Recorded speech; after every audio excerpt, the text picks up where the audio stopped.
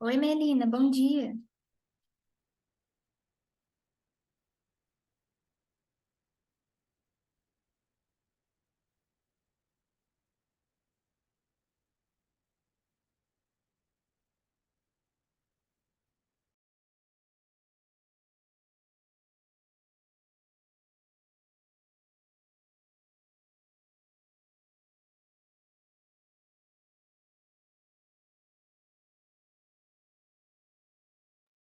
Oi, Melina, bom dia. Oi, Rita, bom dia. Tudo jóia? Tudo bom?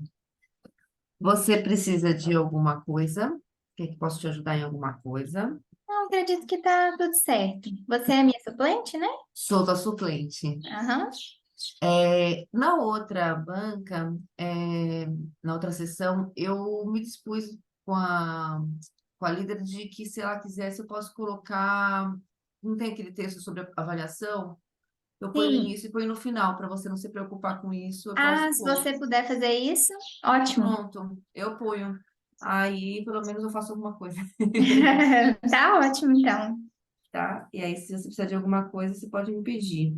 Certinho, obrigada.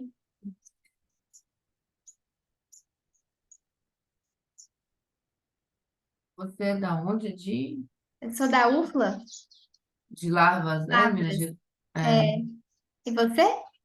Eu moro aqui em João Pessoa, sou da UFPB, Ah, da sim. Federal da Paraíba aqui. Tá bem longe. É,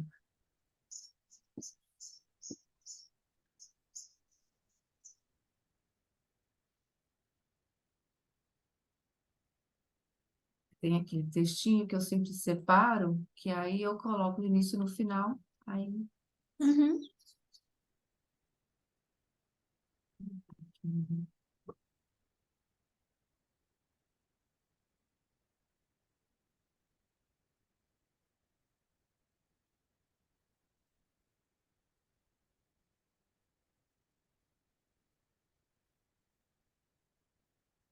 Meu áudio tá com barulho?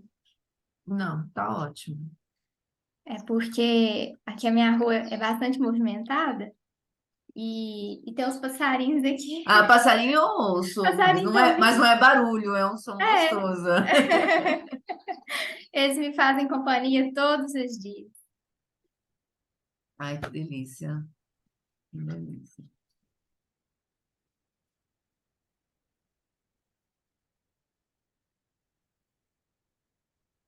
Quando eu compartilho os vídeos, aí eu posso mutar meu microfone? Acho que sim, né? Pode, pode. Você Uhum. tem que compartilhar o som também. Isso. Aham. Ontem eu até fiz isso em uma sessão. Aí eu fiquei em dúvida. Eu falei, será se eu mutar o microfone vai atrapalhar o áudio? Mas não, né? É, eu acho que não. Tá, eu vou Não. fazer isso então por conta dos passarinhos. Aí se atrapalhar, você me fala se parar de tocar. Tá. Qualquer coisa eu te mando também um direct aqui pelo chat. Tá.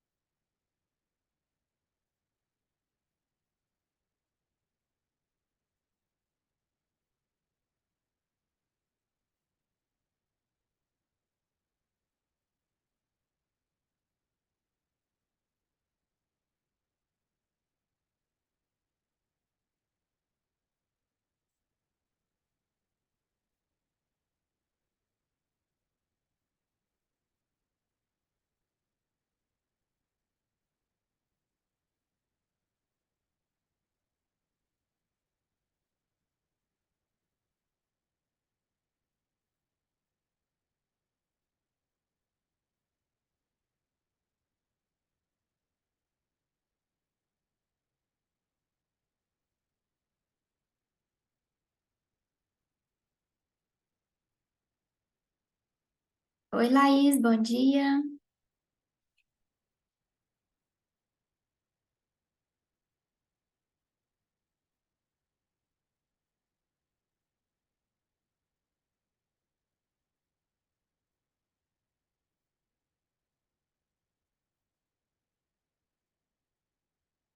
Bom dia, Rita, tudo bem? Tudo jóia e você? Tudo bem.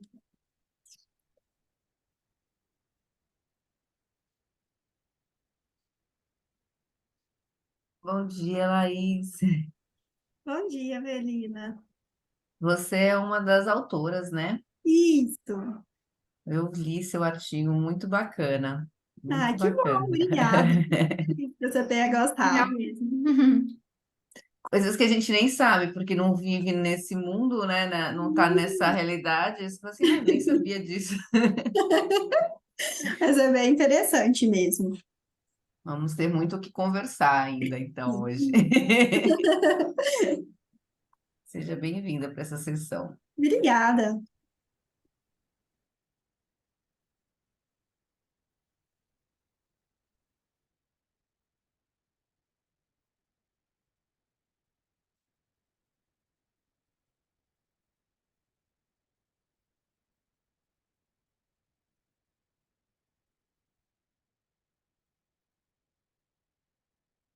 Olá, bom dia. Bom dia, Tudo bom? tudo bom e vocês? Tudo jóia. Que bom. Bom dia, Valderez. Bom dia, tudo bom? Seja bem-vinda. Mais uma autora aqui no Ah, artigo. muito obrigada. Boa apresentação para todos.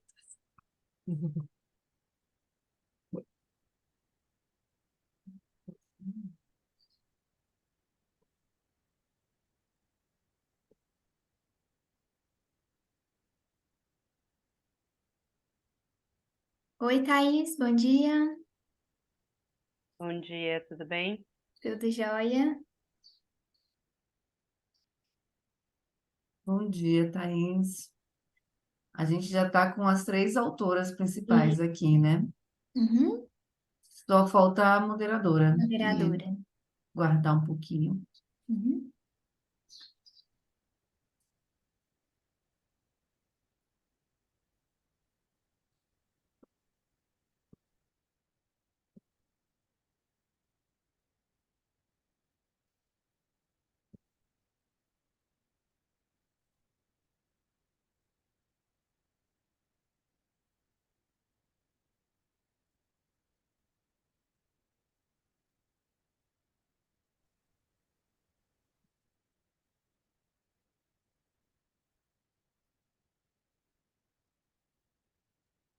Gente, bom dia. Vocês estão me ouvindo? Estão bem?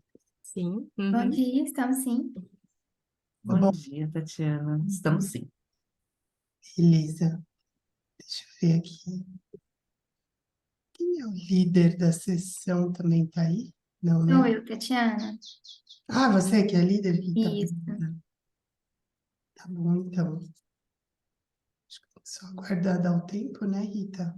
Você vai passar os vídeos? Isso. Vou passar, a gente faz o debate, né? Tá, você De já 8 passou os minutos. tempos para o pessoal aí? Orientação em É, relação. a gente tem os vídeos, né, de 8 minutos. Vamos passar cada vídeo e mais 8 minutos de debate. E no final a gente faz uma conclusão da sessão.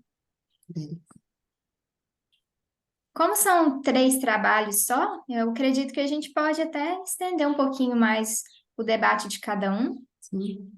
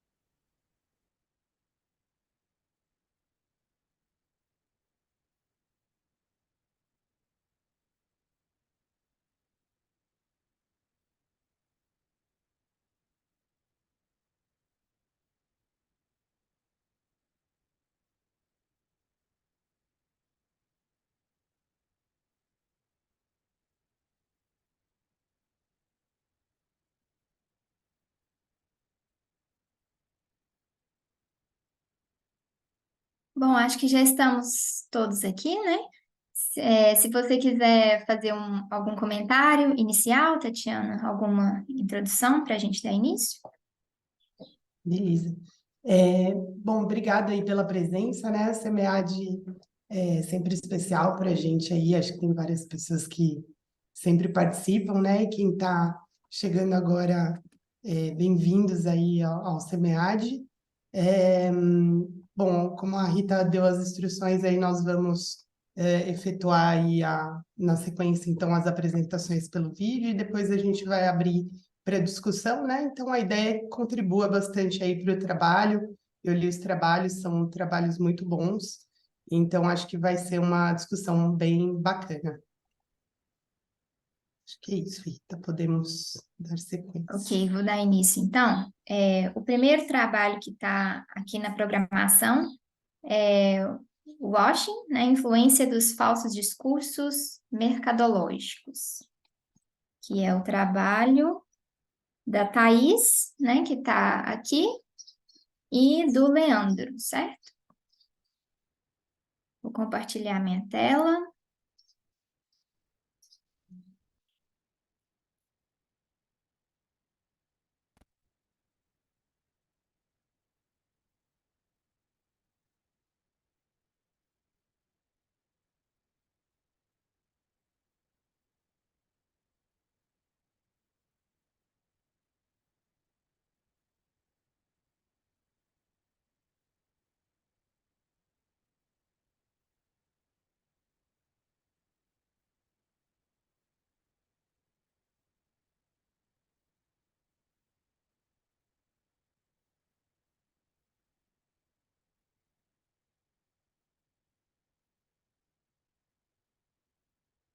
Olá, essa é a apresentação do trabalho intitulado Washing, Influência dos Falsos Discursos Mercadológicos. Uma breve contextualização é que a gente percebe uma notoriedade de casos de práticas de falsos discursos mercadológicos, que ficaram mais conhecidos pelo sufixo washing. A primeira expressão nesse sentido é o whitewashing, e depois a gente começa a ter diferentes ramificações, sendo as mais conhecidas o greenwashing, que é voltado à causa ambiental, bluewashing voltado à causa social e o pinkwashing voltado à causa LGBTQIAP+. Ô, Rita, desculpa interromper. A culpabilização Eu tentei aumentar o volume do meu, tá bem baixinho para mim, não sei se para todo mundo também tá bem baixinho. Será que Sim, eu não estou ouvindo mesmo. Eu fui ouvir ontem esse áudio também ficou bem baixinho, não consegui Eu acho que é aumentar. o próprio áudio do Ah, vídeo, tá. gente. Não, eu achei que de repente Então, tinha que a gente vai ter aumentar. que, a gente lê. Uhum. É Tá, que o meu microfone aqui tá no talo. tá bom, obrigada. De nada. ou seja, todas essas práticas de falsos discursos mercadológicos são intencionais por parte das organizações. E pior, se mostram capazes de influenciar no comportamento do consumidor. Como a gente está falando de um processo de recepção, processamento e recuperação de informações, a gente tem que considerar os processos cognitivos que são envolvidos nisso. E aqui a gente faz um recorte em relação ao processo da atenção, principalmente considerando ele sob uma perspectiva mais ampla, tanto do lado consciente quanto do lado inconsciente. Então, o objetivo do trabalho foi justamente verificar a influência da atenção e do ceticismo na atitude, tanto implícita quanto explícita, dos indivíduos frente a práticas de falsos discursos organizacionais nessas três vertentes: greenwashing, bluewashing e pinkwashing. Adotamos como método uma abordagem hipotética dedutiva com a realização de experimentos em duas fases sequenciais: exploratória e explicativa.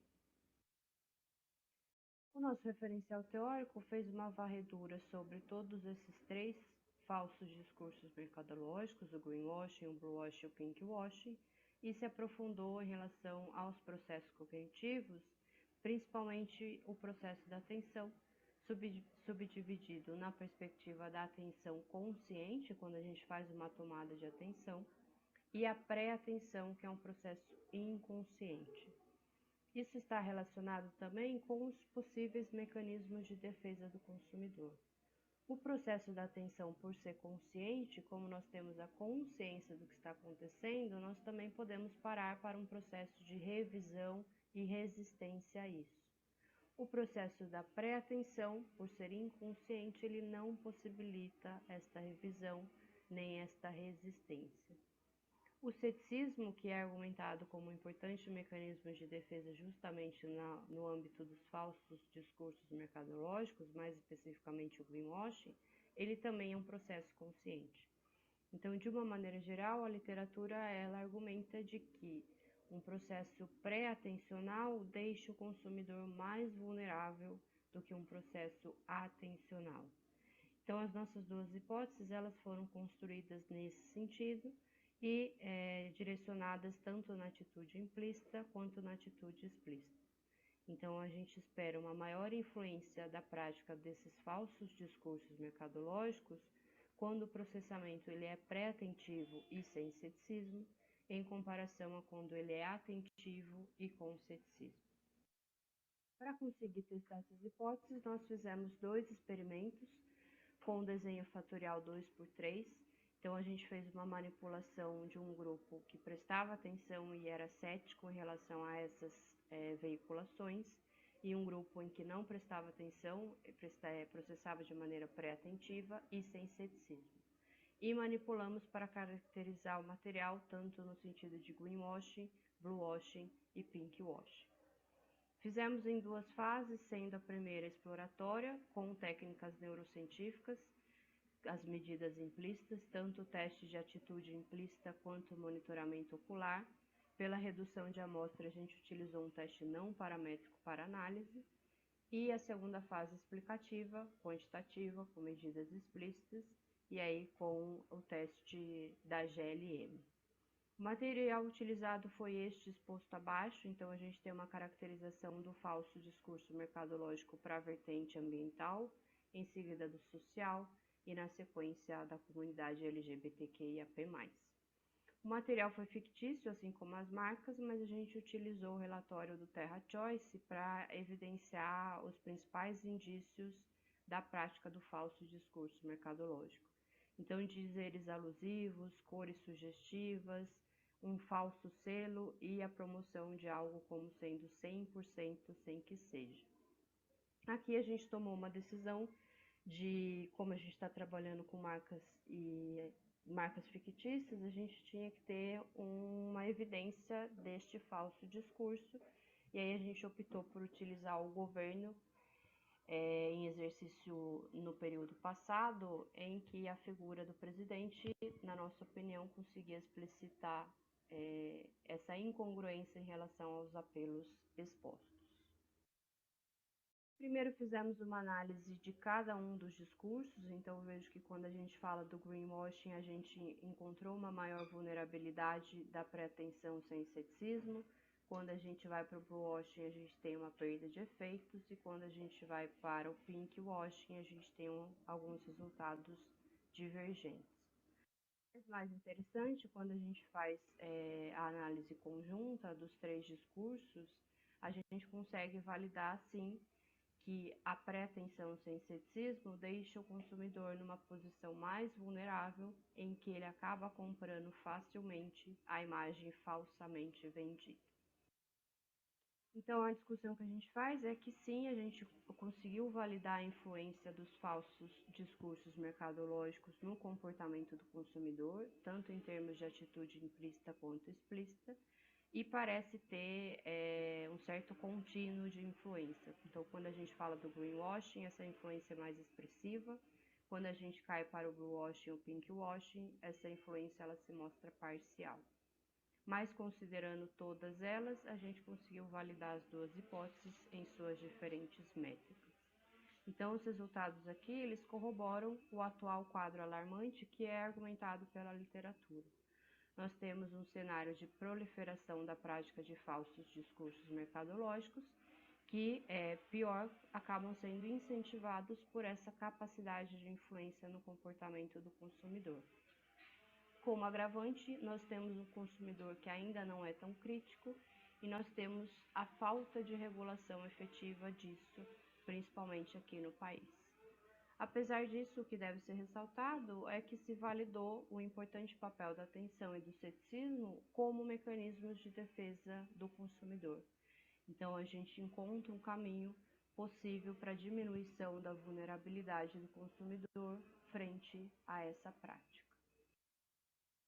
Então, como síntese, de novo, a capacidade de influência da prática desses falsos discursos mercadológicos, mas a importância tanto da atenção quanto do ceticismo como possíveis mecanismos de defesa, desde que haja o interesse do consumidor. Então, por serem mecanismos de defesa do próprio consumidor, eles podem ser acionados desde que haja um engajamento deste consumidor. Como contribuição teórica, a gente consegue amarrar temas que ainda são pouco trabalhados, tanto a perspectiva dos falsos discursos mercadológicos, quanto a questão dos processos cognitivos, em especial da atenção, nessa perspectiva mais ampla.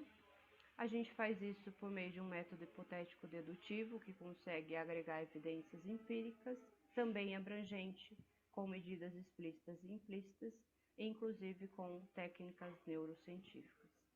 As limitações do estudo são derivadas do próprio procedimento metodológico, então a gente está ciente dos possíveis enviesamentos nas respostas, principalmente devido à decisão do material a ser utilizado. E aí, como forma de minimizar isso, nós deixamos como sugestões diversas possibilidades de estudos futuros, principalmente para que a gente consiga avançar na compreensão dessa temática. Finalizo deixando meu contato. Obrigada.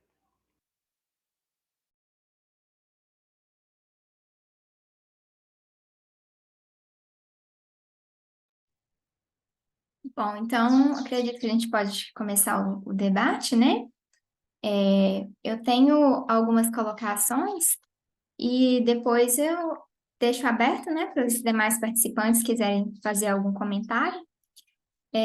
Primeiramente, Thaís, parabéns pelo seu trabalho, eu gostei bastante. Achei um trabalho, assim, bastante inovador, porque até então eu não conhecia, né, esses termos, washing, greenwashing, que vocês utilizam, e até a própria metodologia, né, ainda é uma inovação para a gente. É um trabalho bastante robusto, né? A aplicação da metodologia é uma metodologia bastante complexa. E eu achei bastante importante vocês terem destacado o papel do consumidor, né? Nesse caso, por quê?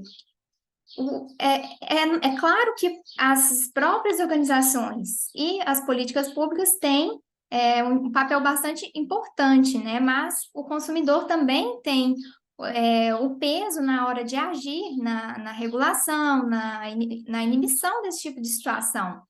E para isso, como vocês mesmos colocam, é preciso ter mais senso crítico, né? Eu acho que aí é o ponto-chave. Agora, aqui a gente está falando de consumidores muito jovens, né? Que foi a amostra de vocês.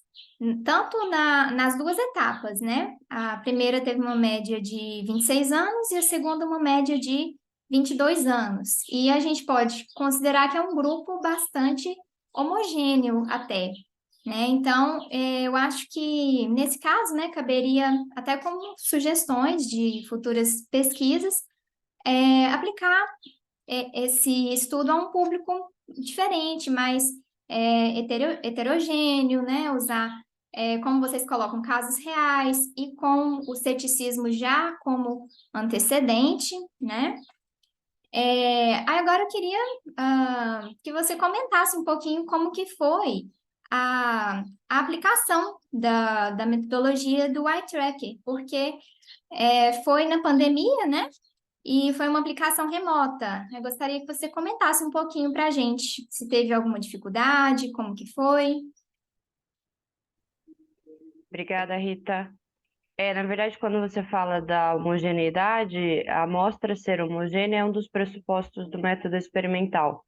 Quanto mais homogêneo a gente tiver a nossa amostra, se a gente tiver disparidade de resultado, o resultado deriva da causa e não da amostra em si.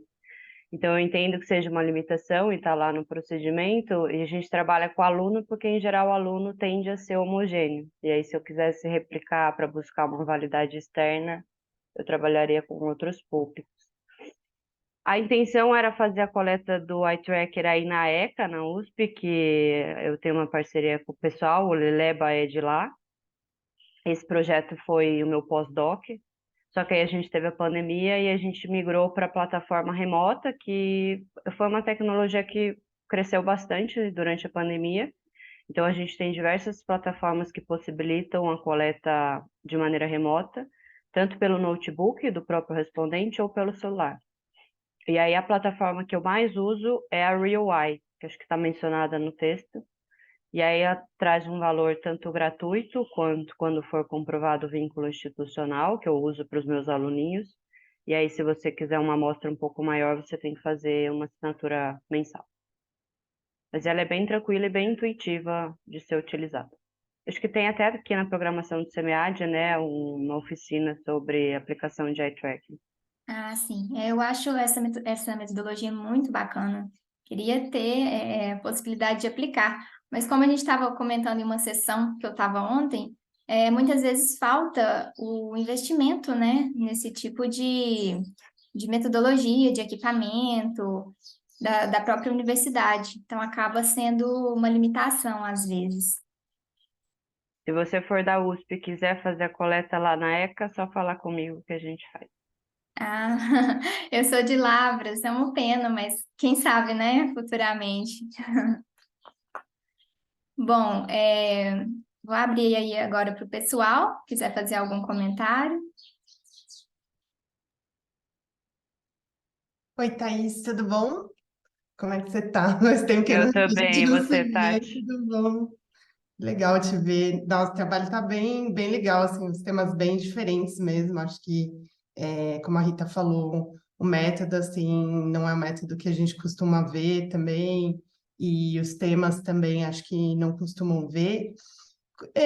Como é que você fez para isolar um pouco, assim, porque o experimento eu acho muito difícil da gente isolar, né, as variáveis e conseguir tentar ficar o mais puro assim possível para a gente não ter interferência. Como é que você pensou isso, assim? Como é que foi esse processo de isolamento de variáveis? Porque tem bastante coisa ali, né, que pode influenciar. E aí eu fiquei pensando nisso. Eu tentei manter o padrão do material e só manipular o que de fato era pelo. Então, basicamente é a mesma coisa, o que mudam são as palavras-chave e as cores. Então, em termos de material, o controle foi esse. A coleta foi online, então a gente tem uma perda de controle das condições de resposta, mas existe literatura, inclusive do Evandro Lopes, que argumenta que dá na mesma aplicar online e aplicar presencial. Então, a gente usa mais ou menos como isso. E aí a dica é sempre fazer a aplicação o mais rápido possível para não ter efeito contágio. Então, menos de uma semana, porque senão o aluninho fala para outros e aí enviesa toda a resposta. Ah, legal. Mas o ideal é sempre fazer presencial, né? Que realmente não foi Não possível. tinha, não tinha condição, mas acho que de repente até uma contribuição de falar, ó, fiz online e de repente alguém faz o trabalho presencial, falar, ó, dá na mesma ou não. Acho que pode ser uma contribuição também. Acho que eram isso as contribuições. Alguém gostaria de fazer mais algum comentário, gente? Ah, eu gostaria, Valderez. É, primeiramente, parabéns pelo tema. Nossa, umas palavras assim super novas para mim. Eu sou super nova no mundo acadêmico, né? Minha experiência toda é do mercado corporativo.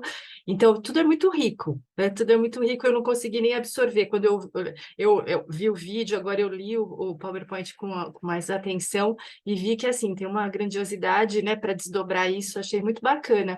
Eu só fiquei não sei se foi falado, mas assim não consegui absorver qual por lógico, aluno, né? Então, são alunos, eu entendo que os professores, né, têm uma facilidade maior de fazer a pesquisa com alunos.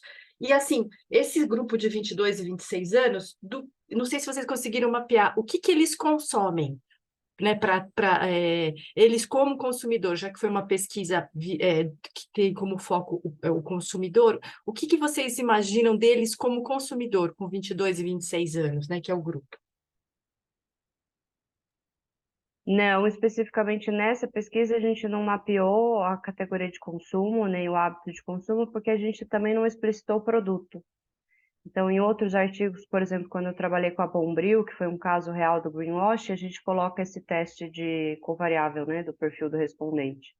Mas este, como estava muito amplo, a gente partiu do pressuposto de que todos nós somos consumidores, ainda que em graus diferentes.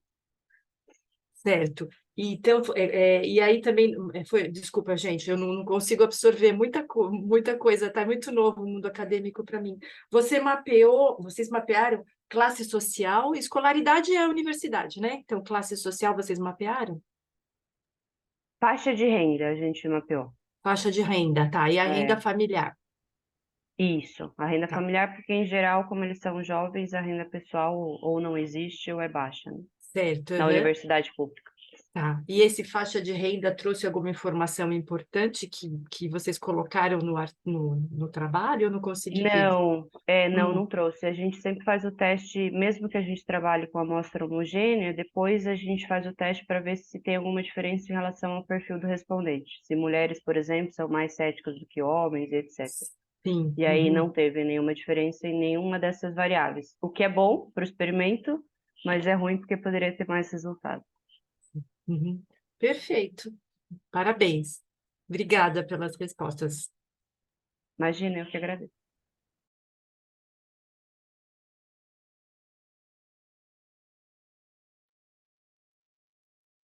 Tem mais algum comentário, gente? Não?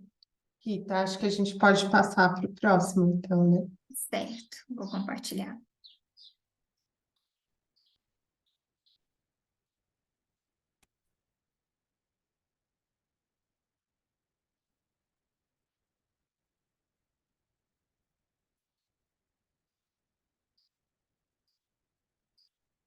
Olá, eu sou a Laís, uma das autoras do artigo Análise da Gestão de Marketing de Indicações Geográficas Brasileiras, estudo de caso da IG Vale dos Vinhedos.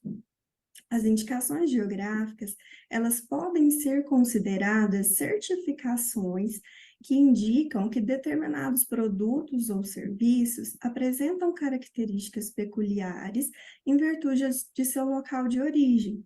Ou seja, elas realizam essa vinculação entre algumas características que acabam diferenciando, né, esses produtos ou serviços com seus locais de origem.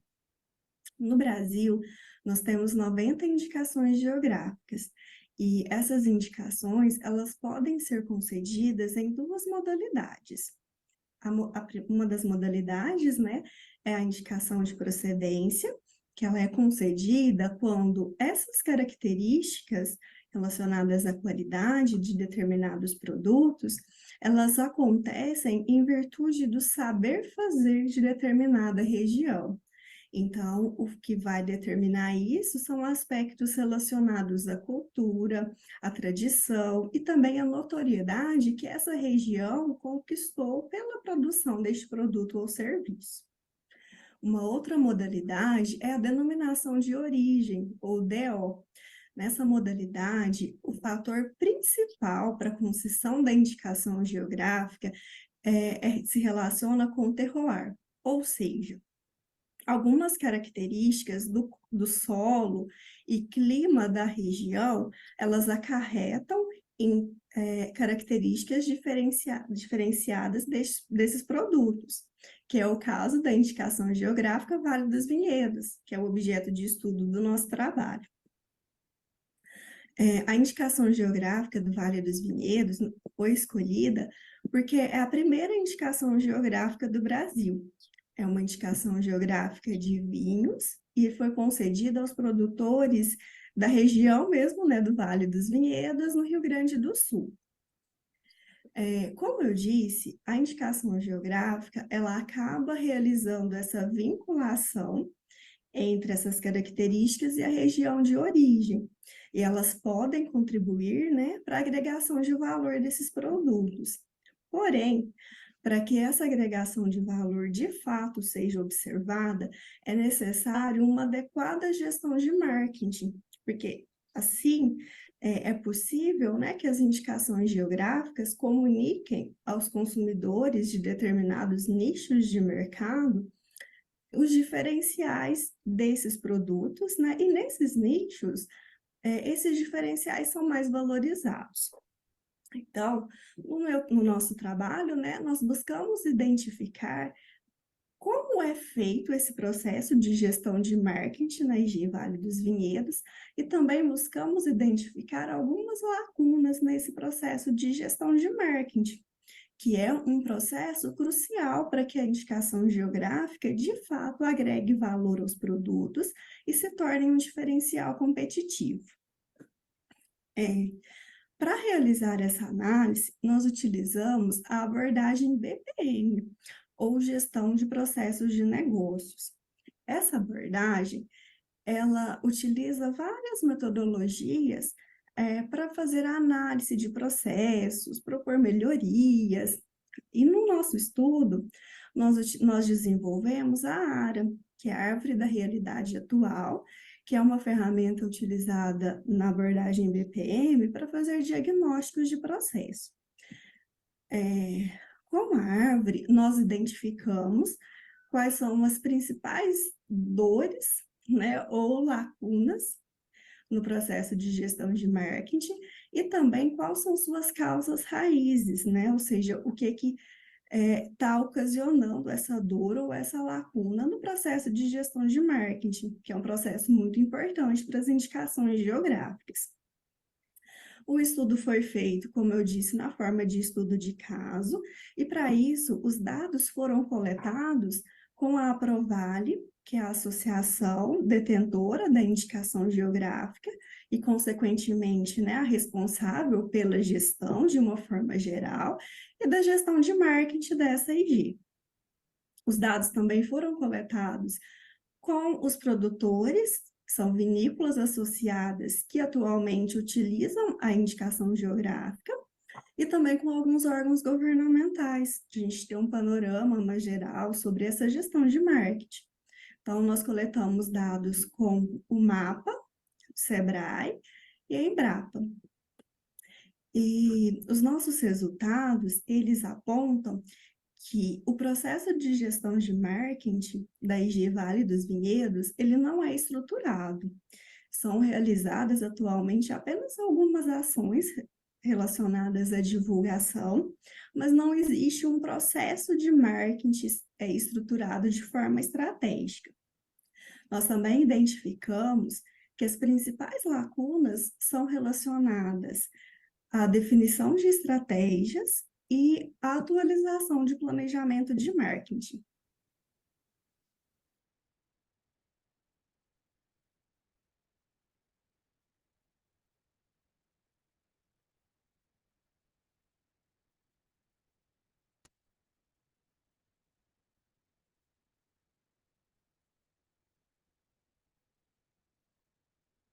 Bom, vou começar, então, fazendo as minhas considerações. Laís, parabéns pelo trabalho. Eu gosto muito de trabalhos que tenham um viés prático, né? Vamos dizer assim, como foi o trabalho de vocês, com uma metodologia muito bem empregada. Algumas questões aqui que eu gostaria que você me explicasse melhor. Você fala lá que as representantes do SEBRAE atuam com a pasta de IG, sendo uma delas atuante em nível nacional e outra em nível regional. Mas elas não têm ligação direta com essa IG que vocês pesquisaram? Porque em outro momento vocês falam que o SEBRAE Rio Grande do Sul não trabalha com a pasta de IG. Bom, obrigada, Rita, né? Na verdade, nós pesquisamos com uma representante do SEBRAE Nacional e do SEBRAE Regional de São Paulo, porque o SEBRAE, por região, eles trabalham com algumas pastas, e o do Rio Grande do Sul, atualmente, ele não trabalha com indicação geográfica. Então, a nossa coleta foi com o Sebrae Nacional, justamente porque atualmente existe um estímulo, né, para o fomento das indicações geográficas. Nós não fizemos a coleta com o Sebrae do Rio Grande do Sul, justamente porque atualmente eles não trabalham com a pasta.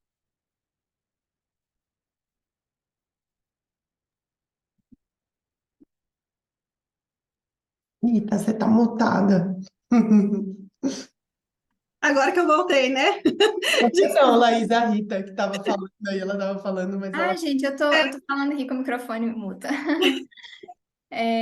Bom, e do ponto de vista, né, do marketing, a gente vê aqui nesse trabalho que vocês apontaram três problemas, assim, bastante graves, né? Porque, primeiro, o plano desatualizado, né, foi feito lá em 2012. Falta de investimento em marketing. A gente vê que claramente essa não é uma prioridade, certo? E também as estratégias genéricas, né? Do ponto de vista do marketing, a gente conhece a importância da segmentação, né? O que vale para um não vai valer para todos. E essas ações que constam no plano inicial, né? Você tem a informação se de alguma forma elas têm um controle, elas são monitoradas, tem prazos. Agora você está no mudo. Acho que a gente está combinando, é. É. Rita, elas não são monitoradas, então foi uma coisa também que me chamou bastante atenção.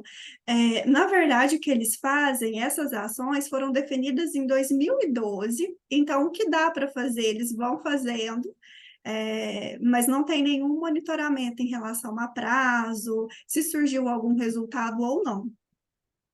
E na verdade esse plano, ele tinha que ser acompanhado, revisto e atualizado, né? Porque, olha, de 2012 para cá são mais de 10 anos, quanta coisa muda, né? O É, marketing é tão dinâmico, né? As coisas mudam o tempo inteiro. sim.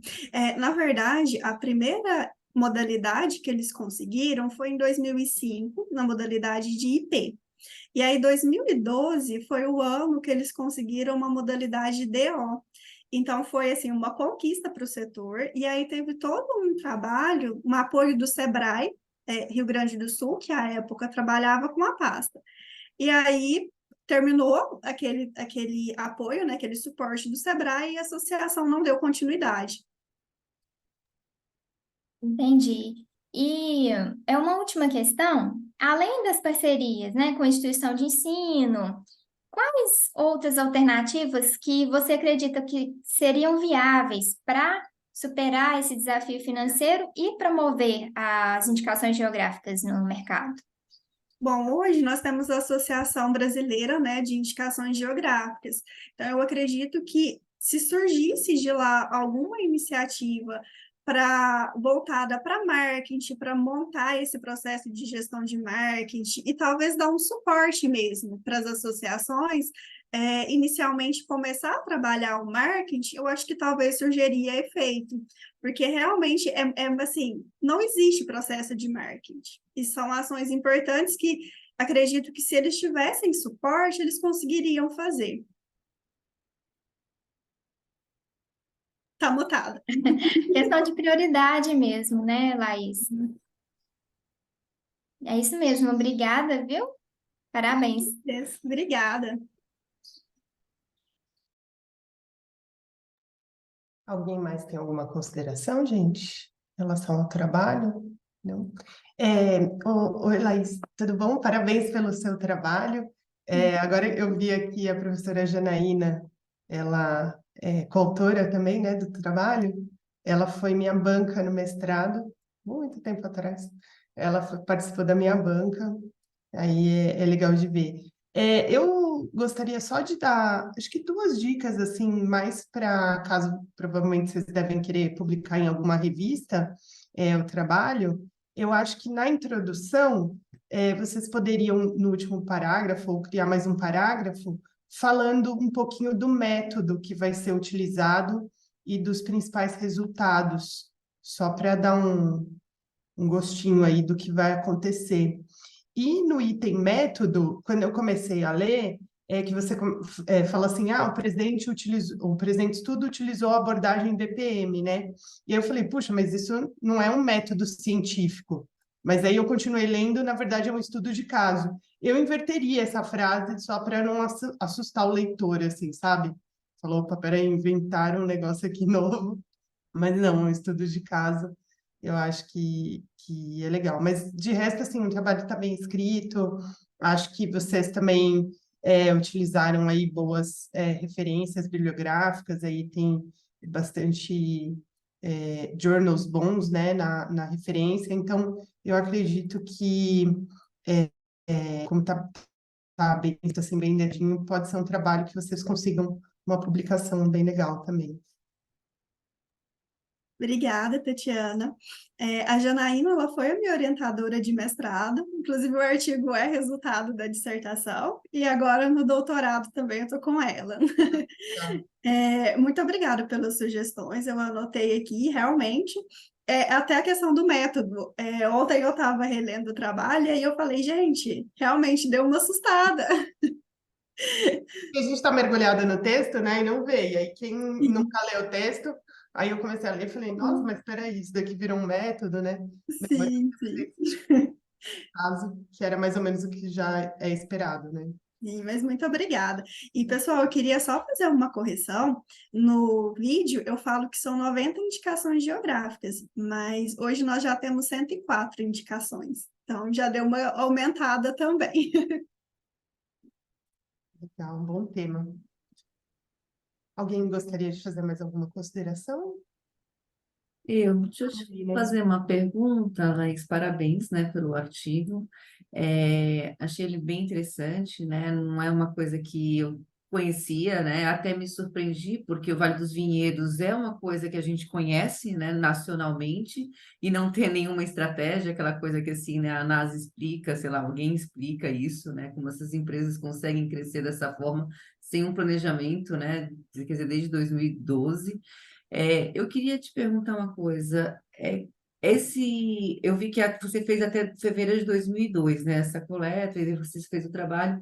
Você trabalha lá, você vai dar uma continuidade? O que que você pensa, assim?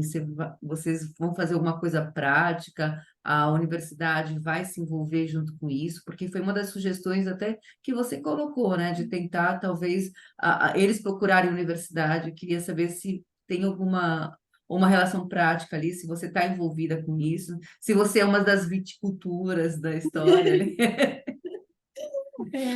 Melina, obrigada.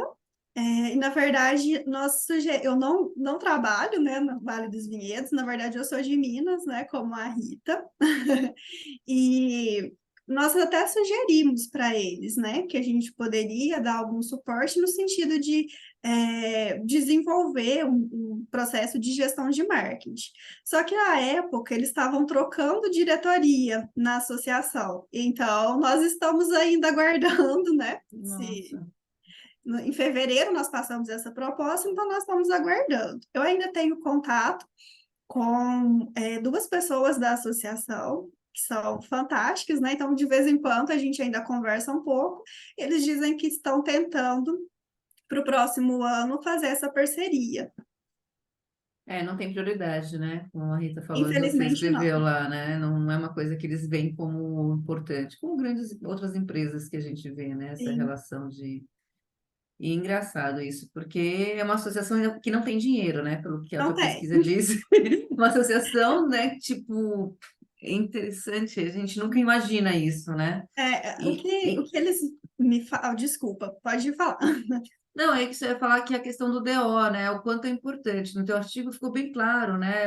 Eu não sabia, então, assim, uma empresa, uma região, né, que consegue tirar um DO, que poderia ter, né, muito mais destaque, né? Pô, ela representa, quer queira ou não, a relação de vinhos no Brasil, né? E aí você vê que, assim, pô, parece que tá nem aí, mais ou Sim. menos, né? Um receio que a associação me fala é o seguinte: em 2012 começou uma iniciativa com o Sebrae e depois fechou, acabou, né? Na verdade, o período de tempo que foi estipulado se encerrou. Um receio que eles têm é de começar alguma parceria e quando terminar eles não conseguirem dar continuidade. Então, uma coisa que eu já venho falando com eles, que é se organizar, né? Então, às vezes termina a parceria com a gente, mas já vai pensando em outras possibilidades, de treinar alguém da associação, por mais que a equipe seja enxuta, mas se for prioridade, acredito que dê para desenvolver alguma coisa assim. Boa sorte, espero que eles te ouçam. Obrigada.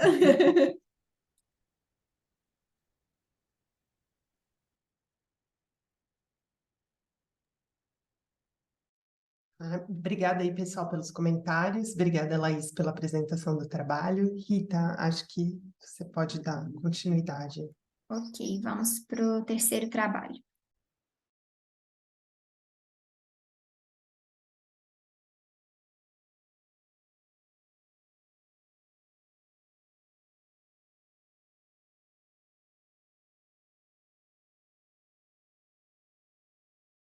Olá, eu sou a Valderesito, mestre em Administração de Empresas pelo Mackenzie. Desenvolvi este artigo com a Admária Meirelles, que foi minha orientadora no mestrado.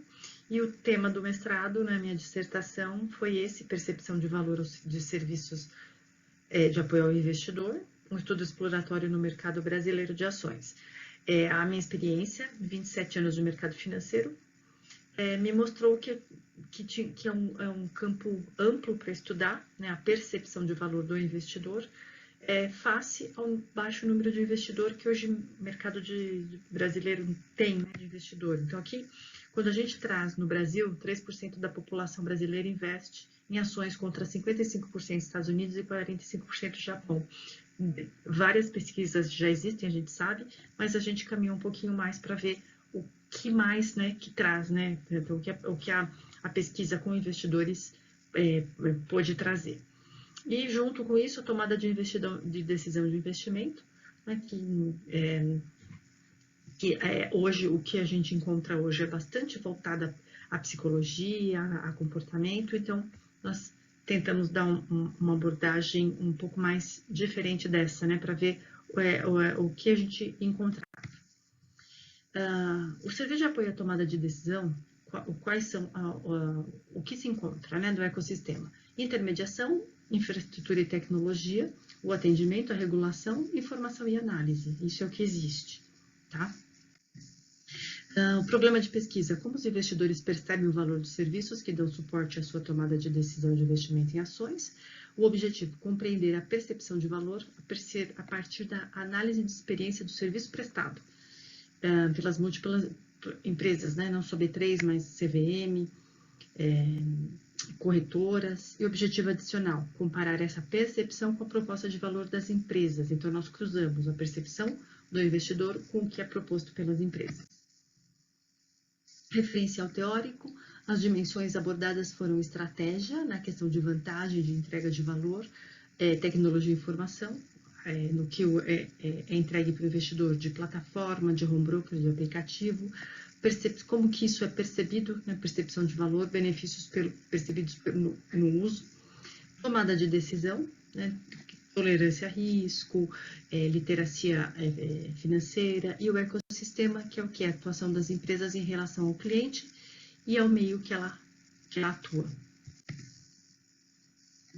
Consolidando isso, né, num esquema, nós temos num modelo conceitual, nós temos de um lado a proposta de valor, que é proposto pelas empresas, como que do outro lado a percepção de valor, como que o investidor realmente percebe se existe uma correlação, uma coerência, uma divergência nisso, né, se o que as empresas estão prestando é o que o investidor busca.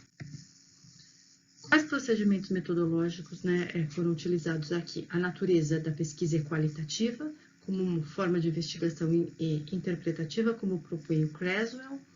Meio de coletas foram entrevistas online, isso aconteceu em janeiro a maio de 2021, no meio da pandemia, por isso que as entrevistas foram online. Foram escolhidos 24 investidores do mercado de ações, investidores ativos, com idades entre 18 e 60 anos, residentes no Sudeste, variados níveis de conhecimento sobre o mercado, diferentes formações acadêmicas e ocupações profissionais.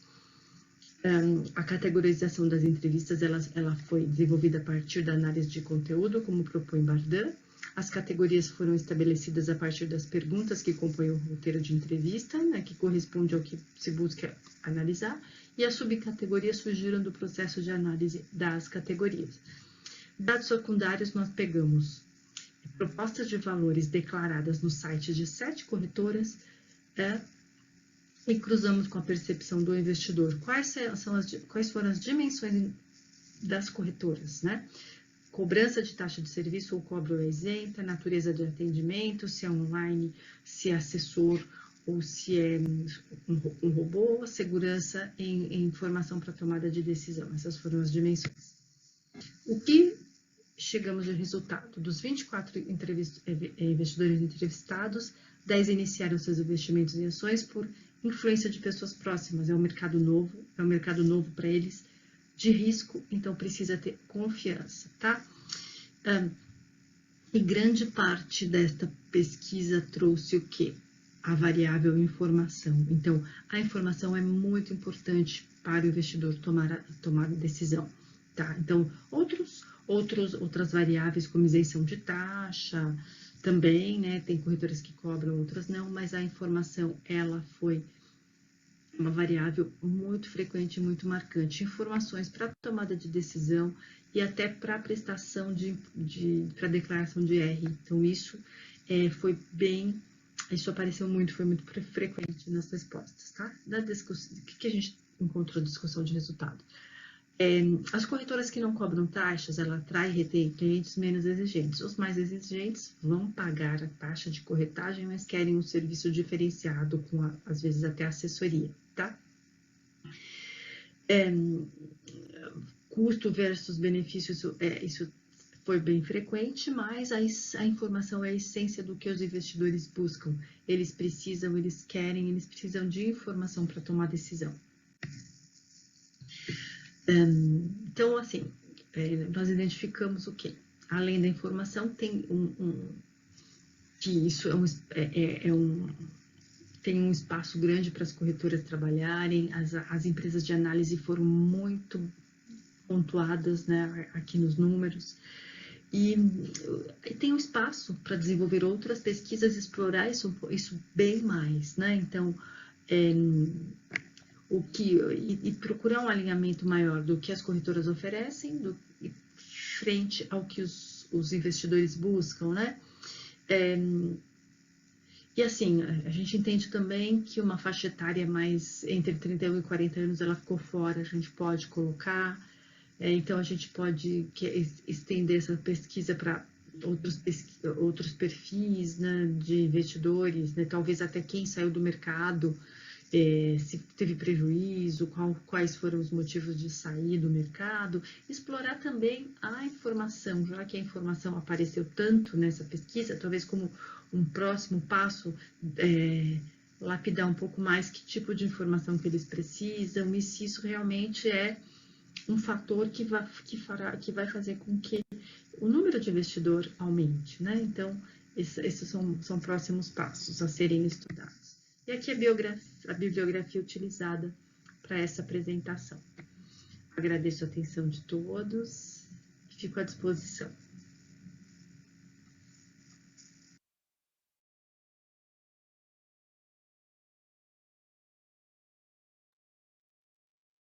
Bom, vamos falar agora, né, sobre esse terceiro trabalho que foi apresentado, da Valderez. Bom, primeiramente, parabéns, Valderez, seu trabalho está muito legal, muito bacana.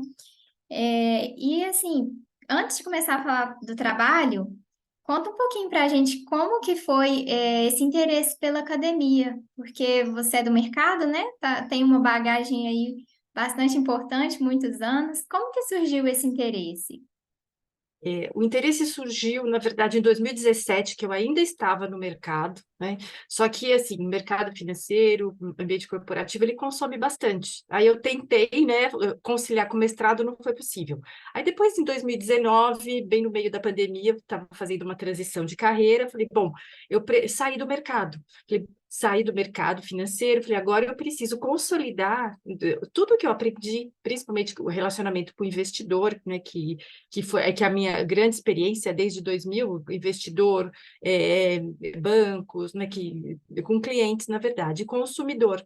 E aí a minha ideia foi consolidar os 27 anos de bagagem corporativa, como que eu podia colocar isso no ambiente acadêmico? Aí por isso que eu parti para o mestrado, porque eu já tinha feito MBA, fiz SPM, mas faltava, eu sentia que faltava uma consolidação, porque o ambiente acadêmico, né, a teoria, ela consolida o conhecimento prático, né? Então as duas coisas têm que caminhar juntas, porque eu estava sentindo assim, dois pilares, faltavam dois, né? Que aí eu estou buscando na academia. Estou começando, mas assim, trazer ler a respeito, trazer artigo, né, que mostra o que eu fazia na prática, eu acho que isso tá me abrindo, né, horizontes para continuar e está me trazendo mais sustentação, né, mais argumentação, o porquê das coisas. Porque a gente vê na prática é uma coisa, agora quando vê na teoria, fala assim, onde que isso vai se encontrar, né?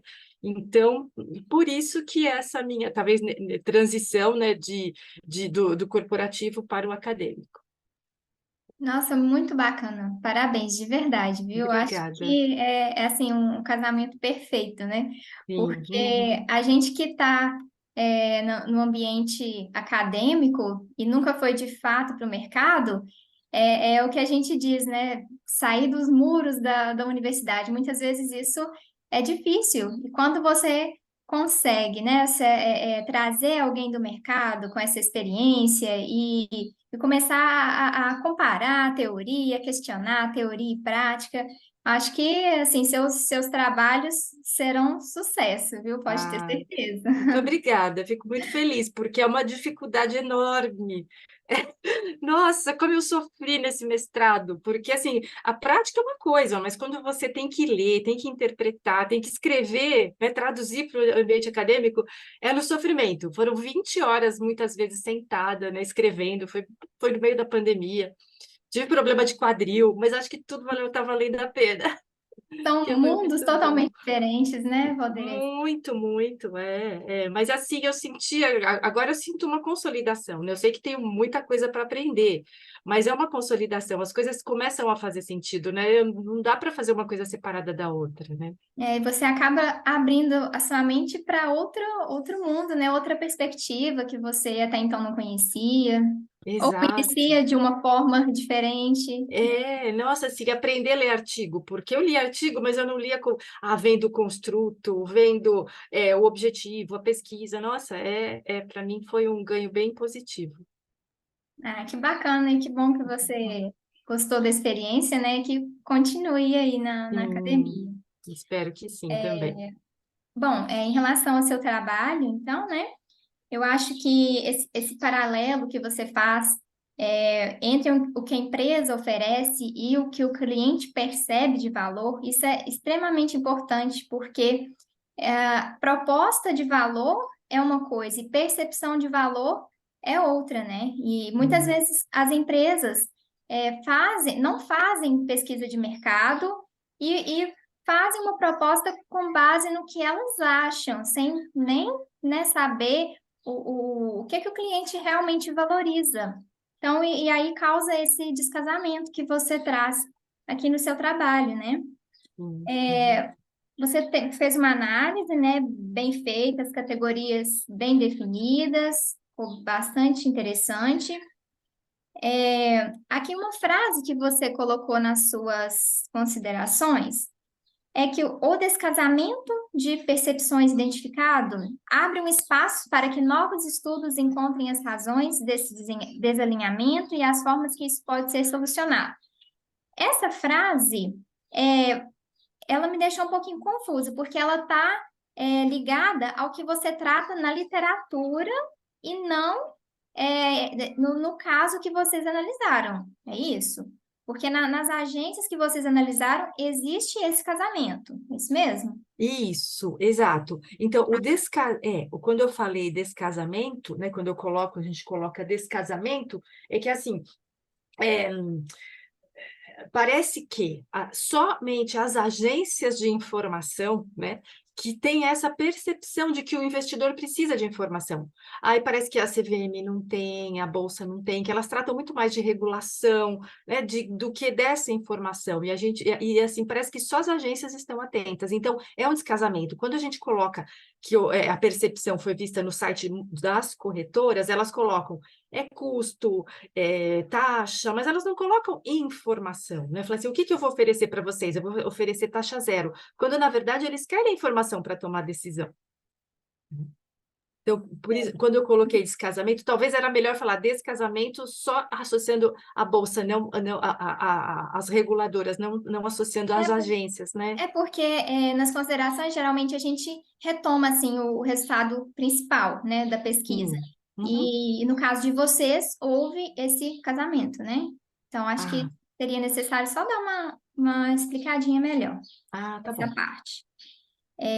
Outra coisa, assim, que me chama bastante atenção é o próprio perfil, né, do investidor. Porque, como vocês mesmas trazem aqui, a percepção de valor, ela é subjetiva. Então, olhando esse perfil do investidor, por exemplo, comparando o público mais jovem com o público mais velho, tem até uma parte que vocês colocam aqui. Enquanto as oscilações podem assustar o público mais novo, os mais velhos são mais tolerantes ao risco.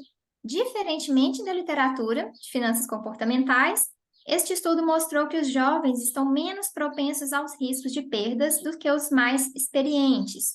Então, essa parte eu achei, assim, bastante interessante, eu acho que merece mais atenção. E talvez valeria a pena você buscar outros trabalhos, outras referências, né, que encontraram um resultado parecido ou um resultado que contraste, porque essa é uma informação importante. E como você mesma traz aqui, ela tá diferente da literatura que se tem de finanças comportamentais, certo? Eu acho que seria uma contribuição importante aí. Perfeito. Uhum. Outro ponto, sobre a questão, né, da cobrança de taxas. Tem consumidor que valoriza isso, mas tem consumidor que não está disposto a pagar. A questão da tecnologia, a gente vê que uns são mais adeptos, outros não. Então, eu acho que aqui caberia, como eu comentei no trabalho da Laís, né, que ela trouxe lá a questão das estratégias genéricas. Acho que aqui é outro caso que essas estratégias genéricas precisam ser levadas em consideração, ou seja, pensar um pouquinho mais numa segmentação, porque a gente tem aí diversos perfis de investidor, né? As empresas precisam pensar na que tipo de investidor que ele quer atrair na hora de elaborar a proposta de valor, né? Uhum. E, assim, de acordo com a sua experiência, né, tantos anos aí de mercado, tem alguma estratégia que você recomendaria, né, para alinhar melhor essa oferta das corretoras com a percepção de valor dos investidores? O que eu estou imaginando, né? Como a informação ela foi bem latente, né, na maioria dos entrevistados, talvez assim já tem no mercado, né, tanto dos reguladores, a questão de educação financeira.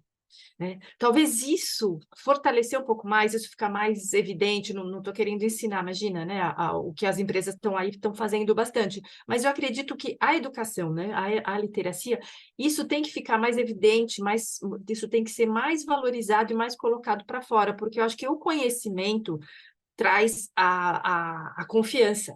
Né? Então, acho que isso ainda é pouco explorado, né? Talvez o mercado ele não está tão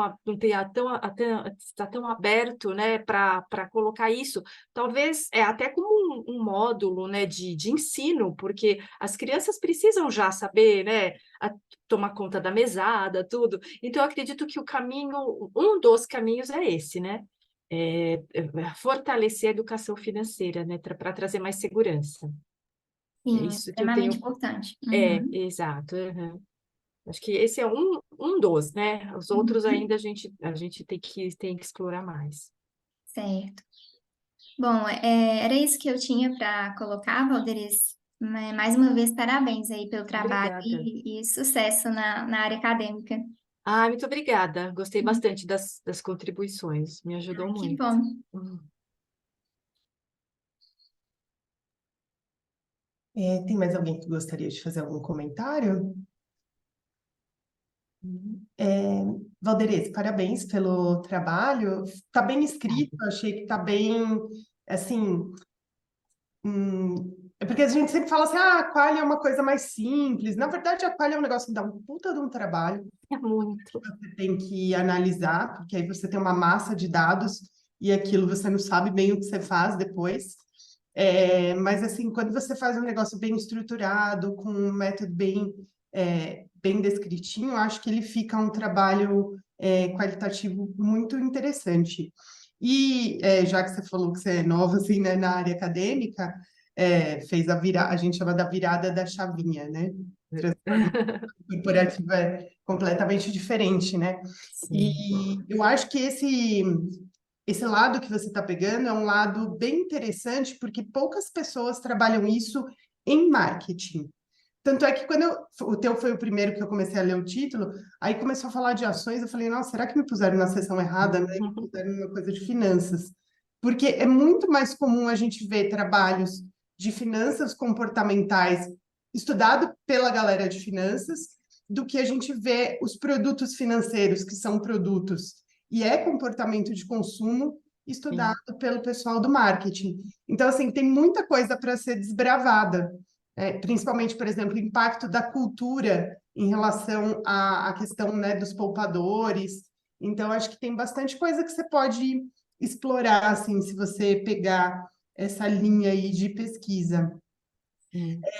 E aí, só para contribuir também com o teu trabalho, pensando aí numa publicação dele, que eu acho que está bem estruturadinho, acho que dá para mandar para alguma revista.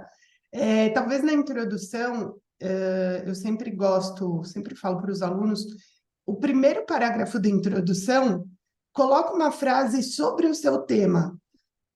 Então, porque você começa falando sobre o mercado de ações, mas o seu tema é o serviço de apoio ao investidor, né? E como é Sim. que qual é a opinião dele em relação a esse serviço de apoio. Então, de repente, uma frase de abertura na introdução sobre isso fica bem interessante. E aí, uma outra frase que eu também peguei foi a frase que a Rita falou lá na parte da análise dos resultados, que quando você fala, diferentemente da literatura de finanças comportamentais, aqui eu acho que vale a citação, eu acho que deixa forte o teu trabalho. Então, toda Tá. vez que você fala, estudos, aí você dá uma citada em alguns só para embasar, e aí eu acho que isso deixa mais forte o trabalho. Aí eu vou fazer um comentário, assim, que é muito, que eu já percebi que é um negócio bem particular, assim, uma questão mais de opinião. E alguns pesquisadores acham ok, eu não gosto muito. Eu não gosto de uso de porcentagem em trabalhos que são com uma amostra pequenininha, tá? Mas, Tá. como eu falei, é um gosto meu. Aí tem pessoas que não se importam, eu não curto muito. Mas foi legal porque você foi fazendo paralelo, né? Você falava da quantidade e depois você falava porcentagem. Então eu falei, melhor. Porque às vezes tem gente que só fala porcentagem e aí eu fico mais desagradada ainda. Mas, como eu te falei, é muito particular de opinião, assim, sabe? Então, se você pega, às vezes, pessoas que são de uma área mais matemática, assim, ela não gosta muito de colocar porcentagem em números que são pequenos, assim. Pequenos. Ah, sim. Não tem relação, não tem por que a gente comparar com 100, né? Se a tua amostra lá é 24 investidores. Mas aí é uma questão Ah, de sim. opinião. Tá. Uhum. Ah, colocaria, então, assim, 18 investidores. Frequência, mas, Sim. de novo, é opinião, tá? Não necessariamente você precisa fazer isso. Ah, E tá. tem até um elogio aqui também, na discussão dos resultados, sempre falo para os alunos fazerem isso, é difícil eles fazerem, às vezes. Essa retomada de objetivo no primeiro parágrafo, isso é essencial.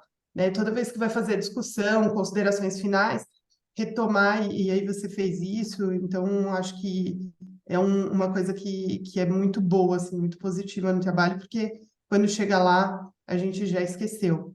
Em relação às referências também, né? São referências boas aqui que você utilizou, então é outra coisa importante aí, pensando em publicação também, tá? Então, parabéns aí pelo trabalho, parabéns a todos aí, são ótimos trabalhos. Acho que é uma sessão bem interessante. Para mim foi bem bacana.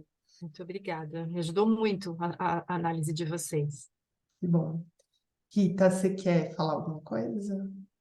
Só Amelie? deixa eu fazer uma pergunta que eu fiquei curiosa, Rodrigues, porque você coloca lá, né, tipo, a proporção ali, 3% dos brasileiros e 55% dos americanos, né? Sim, Mas ali foi um dado de bolsas, né, de investimento de bolsas. isso, investimento em Esse, ações. em ações de bolsas. Você tem um número hoje, porque eu imagino assim, hoje com esses bancos digitais, né, acabou a relação de investimento, né, aumentou, né? A gente consegue hoje investir muito mais fácil do que antigamente, quer dizer, a relação de investimento. Uhum. Existe esses dados? Você tem esses dados, essa relação? Porque eu imagino que seja uma coisa bem interessante também, né? Que essa educação financeira, de uma certa forma, ela está sendo incutida quando a gente tem esses bancos digitais, né? A pessoa começa. E aí você começa a fazer aquela aplicação mais simples e você começa a falar assim, opa, estou guardando dinheiro, de repente, eu não sei, assim, se você tem esses dados, se você, talvez até para uma futura pesquisa também incluir isso, né? Esse crescimento de banco digital, ele mudou o comportamento do consumidor, eu imagino, né? Sim.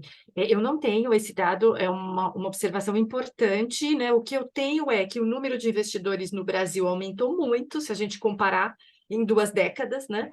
Então, por conta de tesouro direto, né? Que é alguma coisa mais simples, né? Que é mais fácil de investir.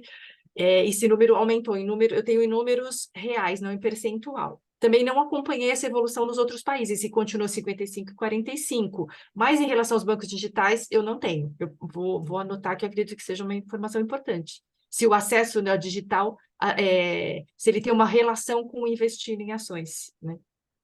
É, porque você tem uma facilidade hoje, né, de investir em Sim, ações com esses bancos digitais, e aí você talvez até corrobore esse discurso do jovem, né, acabar investindo mais, né, porque a gente acaba tendo essa facilidade e entrando no digital, você coloca lá investimento em bolsa hoje, em qualquer desses bancos sim, digitais, é muito mais fácil, né, sem dúvida. sem precisar passar efetivamente por uma consulta, Uma corretora, abrir um corretora. contato, sim, uhum, sem dúvida. Hoje você consegue ir no celular, você abre a sua conta e já investe, exato. É, É. aí eu acho que seria um dado bem interessante também e atual, porque vai dar uma continuidade nesse teu trabalho, né? Quer dizer, esse você, não sei se você pensa, né, numa continuidade assim nesse tema, mas se você pensar, Sim, sim, né, esse foi o primeiro trabalho, eu quero fazer desdobramentos, esse é um ponto bem importante para ser colocado. legal. Muito obrigada.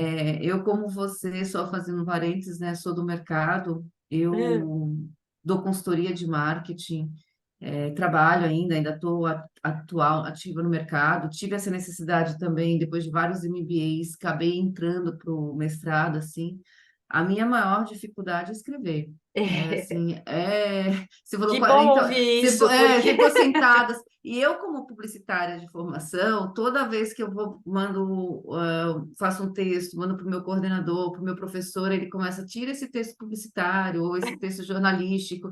Aí eu falei, como é que eu é, faço para tirar esse texto publicitário? A minha é, vida inteira eu escrevo dessa forma. foi. Quando você falou que você ficou com dor no quadril, eu falei, ai meu Deus do céu, será que eu vou É, ficar 40 horas sentada? olha, que tristeza, fiquei com trauma, porque eu falo, meu Deus, da Eu, onde eu vou tirar, onde que eu vou, como que eu vou transformar isso técnico em acadêmico? É um desafio, dá vontade de chorar, muitas mas parabéns, vezes. porque eu não consegui ainda. Eu fiz o mestrado, assim, também fiquei desgastada demais, tanto que eu tentei escrever, tantas vezes que eu alterei o texto, assim. Eu falo assim, pensar em doutorado para mim assim ainda é um sacrifício, sabe? Quero muito, mas É, eu não sei, assim, eu vou ter que fazer, não sei o que eu vou fazer, porque para conseguir escrever. Você tem a ideia, você tem um projeto legal, todo mundo adora, mas você não consegue escrever no papel, assim, Exato. Nossa, Eu acho eu que. sofro até hoje, assim, não consigo. Não, Ó, mas eu uma sofro dica. também. Vou dar uma dica para vocês. Hum, Opinião, a gente não coloca. Porque é isso que a gente vê nos alunos de MBA, né? Na é. hora que eu vou orientar, ele tende a colocar, ele sabe aquilo do mercado. Aí uma vez eu perguntei para a aluna, mas de onde você tirou essa frase? Ela falou assim, não, mas isso foi uma apresentação que eu fiz na empresa. Eu falei, tá, mas aqui você precisa embasar. Então, a dica é, você pode ficar, queria falar isso. Não, o que que a literatura fala? É. Porque você só pode falar coisas que são embasadas. Então, Hum. cada frasezinha que você fizer, se vocês olharem depois o trabalho da Thaís, a cada frase vem um monte de autor. Porque você tem que falar, não, não sou eu que estou falando isso, né? Sim, é. Isso é o ruim no texto. Né? Então, você fala assim, não, mas eu quero tentar juntar aqui o que se fala na literatura. Então, É. é isso que eu quero trazer, né? Não É. o meu conhecimento, não é para você pegar o teu conhecimento e jogar lá. E na verdade, mesmo que você. Desculpa, Tati, na verdade, mesmo que você quiser falar alguma coisa, você referencia alguém que corrobore o que você quer falar. Exatamente. É. É a parte difícil, né? Mas se você entender um pouco essa lógica, porque a tendência do aluno é sair escrevendo, ele quer sair escrevendo. E aí a gente fala, não, mas você tirou isso da onde? Eu Sim. sei isso. Legal, mas Exatamente isso. é, Minha primeira versão de introdução era um relatório de consultoria. Eu falei, aí a orientadora, mas cadê os autores? Mas sou eu que estou falando. Eles não podem saber minha opinião. Ela falou, não, Não, não não pode. interessa a sua opinião. Vai interessar lá no final, na análise, você vai ter um espaço, mas a literatura vai predominar em 99%. Isso é difícil, é um desafio. E metodologia, né? A coisa de escolher método, né? Essa análise de método, o que que fazer, como fazer, né? A descrição do método, eu sofro. Eu ainda o estou. mestrado é pior do que o doutorado. Todo mundo fala, né, que é Doc, pior. deve É, ser pior, né? Não é. achou? Que é mais fácil? E a Thaís, que é pós-doc. A Thaís está fazendo, já fez? Que orgulho, a Thaís fez pós-doc. Não, mas pós-doc é moleza. Moleza, Comparado com É, doutorado. beleza, Jura? imagino. Olha, então estou esquema. ficando mais esperançosa É, agora. eu também, porque O nem com pior já doutorado eu tô foi. animada. A minha orientadora de Mari, ela quer já uma pesquisa quant, né, para atualizar, porque a gente fez na pandemia. Falou, não, vamos fazer uma quant. Eu falei, meu Só que Deus, não. ótimo aí, né? Porque você tem massa, e depois da pandemia, que nem a Melina estava falando, aumentou a quantidade de aumentou a quantidade de investidores porque passou para o digital, né? Antes era aquela loucura do pregão, e aí era só grandes investidores.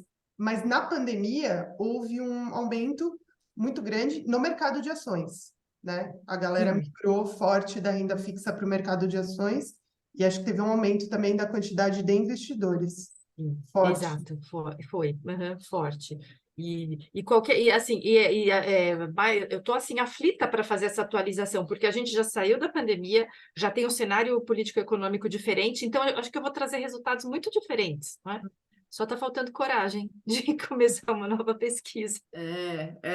Uma coisa que talvez seja interessante que você tenha uma coisa aberta é entrar nessa linha dos jovens mesmo, que aí você consegue mostrar, pegando, por exemplo, universitários, né? Tipo, você consegue pegar a sua tua pesquisa e jogar para dentro da academia, né? E aí você consegue fazer via Brasil, né? Porque as universidades se ajudam muito.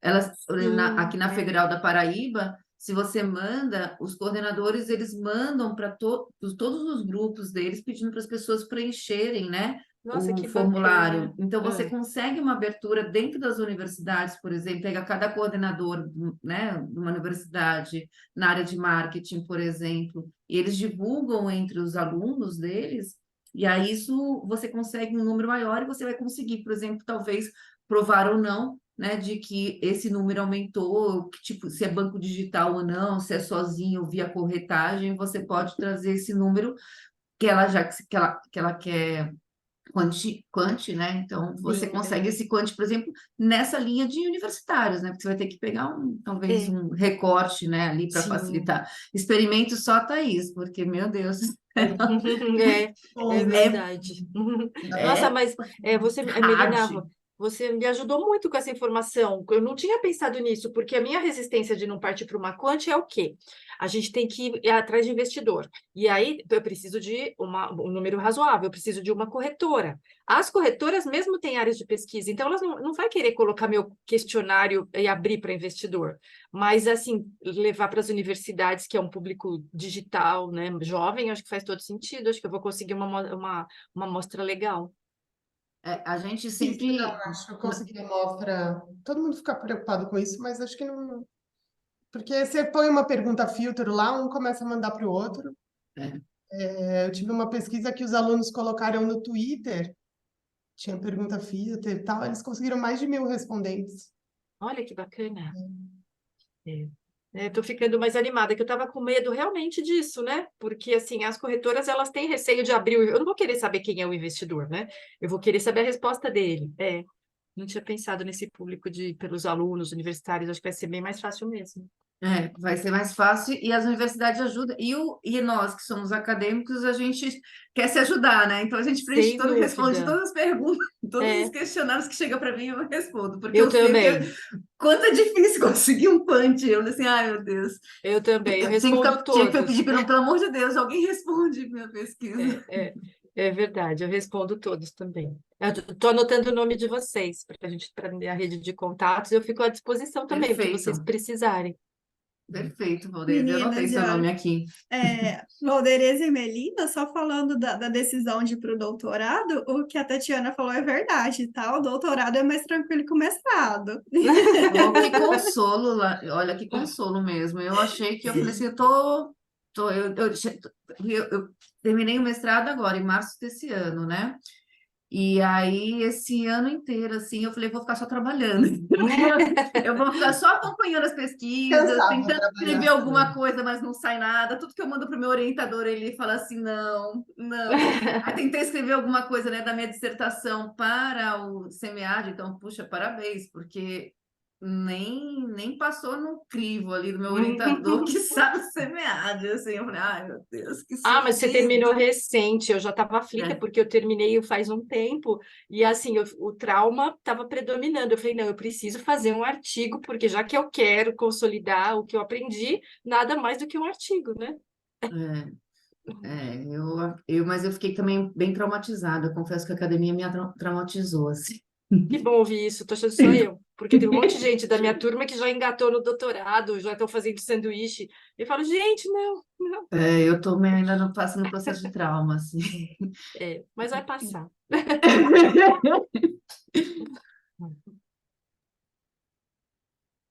Tá com vocês aí. A É, líder, a mãe, tudo. a Rita é a líder do negócio aí. O que nós temos que fazer agora, Rita? Bom, se ninguém tiver mais comentários, eu acredito que a gente pode encerrar e só lembrar aí que a Melina postou para a gente no É, chat, né, o link eu para vou escrever, colocar aqui de novo, até inclusive. avaliarem a sessão. A Aí eu peço avaliação é para bem vocês. rápida. Isso, são só Ah, duas questões para vocês entrarem nesse link. Vai Ah, logar lá no SEMEAD, na página do SEMEAD, e vocês respondem, por favor. tá bom, já vou entrar. é bem rapidinho, só para avaliar a sessão aqui. Aí, para dizer que eu sempre estou, né, tô como voluntária, estou aqui como suplente, líder de sessão, porque eu não tiro meu pé da academia, mas que eu estou traumatizada ainda eu estou. Eu vou Obrigada anotar o pelo telefone, suporte, viu, Melina? imagina. O dia que eu quiser fazer experimento, eu vou ler, tá? Eu já vi que você está em todas as pesquisas, journals, Thaís. Vi seu nome aqui, dei um Google, só está no Researchers, não sei o quê. A Thais é Thaís todo experimento, ela curte bastante quant, ela é bem boa. Nossa. Adoro experimento, dou aula de experimento, então quem quiser, fico à disposição. Ai, que bacana. Que Faz uma bacana. online pra gente. Você dá aula Unifesp, né? Que bacana. Eu vou fazer experimento no doutorado, Thaís, então eu vou, vou dar uma olhada nos seus trabalhos também. Não é tão assustador quanto o pessoal acha. Que bom ouvir isso. Pessoal, obrigada aí, foi uma manhã bem agradável, acho que agregou para todo mundo aí, então em nome do SEMEAD, em nome do evento como um todo, né, e as universidades que participam aí do SEMEAD, eu agradeço por vocês terem enviado o trabalho, por vocês trazerem aí as contribuições, acho que todo mundo teve a oportunidade de aprender bastante. Agradeço aí também a Rita pela liderança aí da sessão e, bom, boa semana aí para todos. E espero que a gente se reencontre aí em outros eventos, né, em outros congressos. Obrigada, Obrigada. Tatiane, pessoal que participou, parabéns pelos trabalhos. Nós continuamos aí à disposição e bom evento para todo mundo aí. Bom congresso. Qualquer aqui, Valderez, meu e-mail, quando você tiver, quando pode me mandar, que eu compartilho na Federal aqui da Paraíba. Tá Vandereza, desligado. tá desligado. É verdade, obrigada. Vou colocar o meu e-mail também, não sei como que eu posso ajudá-las, mas terei o prazer em continuar as conversas com vocês. Eu tenho só a aprender aqui, já vi que tem muita coisa que eu vou ler da Thaís. Thaís está no top Vou 10 dar aí do research. Vandereza, eu deixei também o meu e-mail. Se você quiser me mandar, eu encaminho também aqui para a FEA de Ribeirão. E para vocês também, se precisarem de alguma coisa, se puder ajudar de alguma forma, estou à disposição. Obrigada a todas pelas contribuições ao trabalho. Obrigada a vocês. Tchau, bom Obrigada, congresso para obrigada. todos. Boa sorte Obrigada. para vocês, Tchau, viu, na pessoal, na bom jornada. dia. Tchau. Tchau, Tchau. tchau.